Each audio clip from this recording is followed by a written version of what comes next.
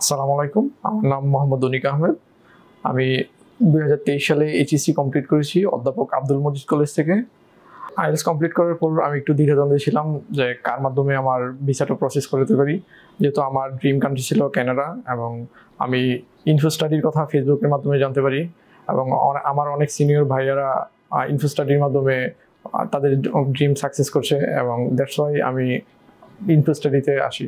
Info স্টাডির মাধ্যমে আমি আমার ফাইল গুছাতে পেরেছি এবং ইনফো স্টাডির ভাইয়ারা আমাকে ব্যাংক সাপোর্ট এবং বিভিন্ন ডকুমেন্ট প্রসেসিংয়ে অনেক হেল্প করেছে এবং তাদের ধারাবাহিকতা আজকে আমি আমার কাঙ্ক্ষিত ভিসাটি পেয়েছি। আমি ইনফো স্টাডিকে হাইলি রিকমেন্ড করছি। আপনারা যারা দেশের বাইরে পড়তে চান এবং পড়ার প্ল্যান করছেন তারা ইনফো স্টাডি ভিজিট করতে পারেন।